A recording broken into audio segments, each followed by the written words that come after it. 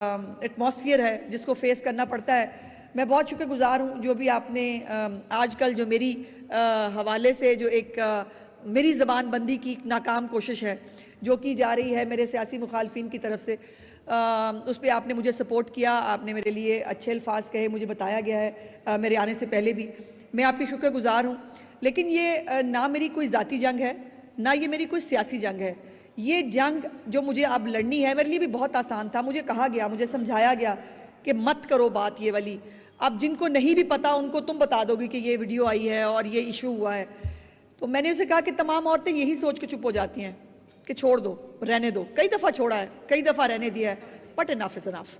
अब मुझे बाकी औरतों के लिए भी मुझे आवाज़ बुलंद करनी है कि इस इशू को ख़त्म होना चाहिए। आज मेरे साथ हो रहा है, पहले आपके साथ हुआ है, कल किसी और बच्ची के साथ होगा। ये कंटिन्यू नहीं किया जा सकता। और इसके ऊपर मैं समझती हूँ कि जो हमारी ख़वातीन हैं और मर्द भी, उनको सेंसिटाइज होने का इशू है। अभी मतलब मेरा गिला बड़ा जायज़ है।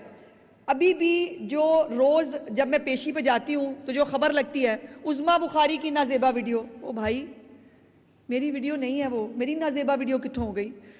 अभी तक हमारे डेस्क पे बैठे हुए लोग या जो ड्राफ्ट कर रहे हैं खबर, उनको अंदाज़ा ही नहीं है इस सेंसिटिविटी का कि इसका मतलब क्या है।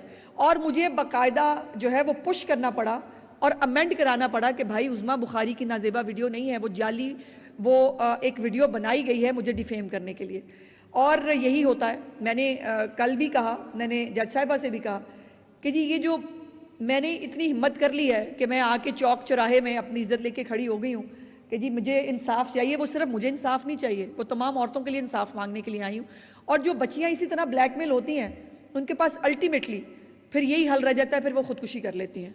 बिकॉज ये इतनी सुबकी, इतनी जो सोसाइटी के अंदर बग़ैर किसी कसूर के जो बर्दाश्त करना पड़ता है वो हर एक के बस की बात नहीं होती। और इसको मुझे ख़त्म करना है। और मुझे खुशी ये है कि खातून चीफ जस्टिस साहिबा जो हैं उन्होंने इसके ऊपर काफ़ी सेंसिटिविटी का मुजाहरा किया है। और वो अगर इस इशू के ऊपर हम तमाम ख़वातीन के साथ खड़ी हो जाएं, वही बात है। खातून चीफ मिनिस्टर है, वो ख़वातीन को वो कहती है कि मेरी वायलेंस जो है ख़वातीन के ख़िलाफ़ अगर होता है मेरी रेड लाइन है, ख़वातीन के ख़िलाफ़ मैं जराइम बर्दाश्त नहीं करूँगी। इसी तरह अब खातून चीफ जस्टिस हैं, उनको अगर हाथ मिला लें वो तमाम ख़वातीन के इश्यूज़ के लिए, तो मैं नहीं समझती कि पंजाब के अंदर ख़वातीन के हवाले से कोई ऐसा इशू रह जाएगा जिसको एड्रेस ना किया जा सकता हो। दूसरा आपके मैं माज़रत इसलिए चाहती हूँ कि मुझे बेहतर होता कि मैं जब कोर्ट से फ़ारिग हुई थी तब आ जाती। मैंने सोचा कि मैं थोड़ा बाकी काम कर लूँ। 14 अगस्त की तैयारी है, आपको पता है, उसके हवाले से कुछ मीटिंग्स पेंडिंग थी, तो वो करते करते मैं लेट हो गई। और अब भी मुझे एक जगह पे पहुँचना था जिसके लिए मैंने फ़रज़ाना बाजी ने मुझे 4 दफ़ा याद कराया कि मेरी वजह से जल्दी हो रही है। तो मैं उसके लिए माज़रत ख़्वाह हूँ कि मुझे उसके लिए जो है वो ज़्यादा टाइम आपके साथ में स्पेंड नहीं कर सकी।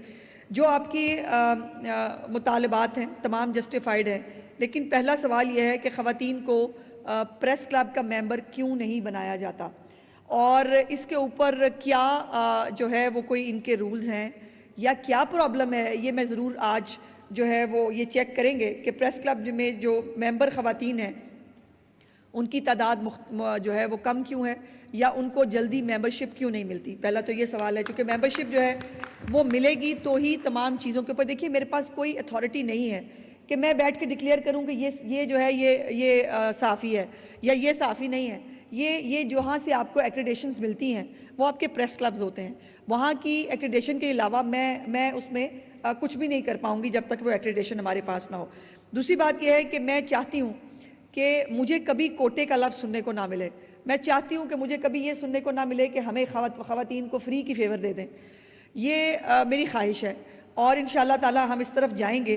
पहली जो आप तक जो आपने ट्रांसपोर्ट की बात की, ये बिल्कुल जस्टिफाइड है। मैं भी बिलाल से बात करूँगी कि जो आपके कार्ड्स हैं उनको जो है वो बनाया जाए, जिस तरह से मुख्तलिफ सेगमेंट्स जो सोसाइटी के हैं, जिसमें हमारे बुज़ुर्ग हजरात हैं या स्टूडेंट्स को जो है जो भी उनके लिए क्राइटेरिया मेरिट बनता है। मुझे नहीं पता कि ये 100% फ्री हो सकता है या नहीं, लेकिन जितना भी हो सकता है इसको करने की कोशिश करेंगे।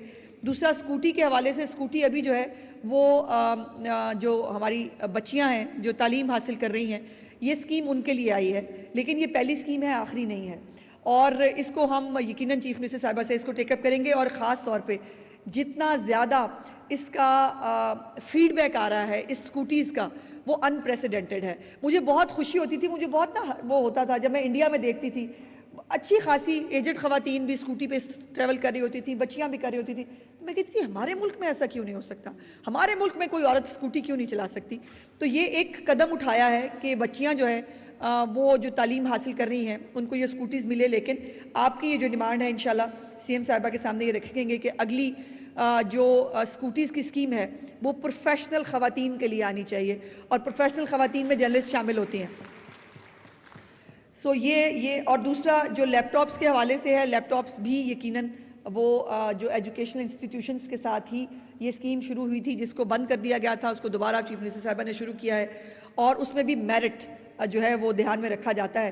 तो ये लैपटॉप्स जो हैं ये अल्लाह करे कि मेरे पास इतने पैसे हों कि मैं आपको ख़ुद ये लैपटॉप्स जो है एज ए जर्नलिस्ट मैं आपको सबको तकसीम कर सकूं। वैसे इसमें कोई बुरा आइडिया नहीं है कि हम CM साहिबा से ये गुजारिश करें कि जी हमें भी लैपटॉप्स के लिए जो है वो फ़ंड दिए जाएं ताकि हम जो हमारी प्रोफेशनल ख़वातीन हैं जो जर्नलिस्ट हैं उनको जो है वो लैपटॉप्स उनको दे सकें। और मेरी आप सबसे गुजारिश है कि बराए मेहरबानी इकट्ठे हो जाइए और जो ख़वातीन किसी भी फील्ड में पीछे नहीं है, बल्कि मैं समझती हूँ जहाँ भी मैं जाती हूँ, जिस भी TV चैनल में अगर जाती हूँ कहीं विज़िट करने के लिए, बहुत सारी तादाद में बड़ी मुझे बच्चियाँ वहाँ नज़र आती हैं काम करती हुई। और मैं उनको कहती हूँ कि मुझसे कभी आप डिबेट कर लें कि हार्ड वर्क करने में, डेडिकेशन से, सिंसेरिटी से काम करने में ख़वातीन का कोई सानी नहीं है। मर्द इतने अच्छा काम नहीं करते जितने औरतें काम अच्छा करती हैं। और अब तो सूबे के अंदर भी जो है वो औरतें ही औरतें हैं और बल्कि हमें ये सुनाया जाता है कि औरतों की हुकूमत है। तो इतने साल आपने मर्दों की हुकूमत बर्दाश्त की है, अब कुछ साल औरतों की हुकूमत बर्दाश्त करके देखें। मेरा वादा है आपसे कि हालात मर्दों से कम बहुत बेहतर होंगे। बहुत बहुत मेहरबानी जी, शुक्रिया।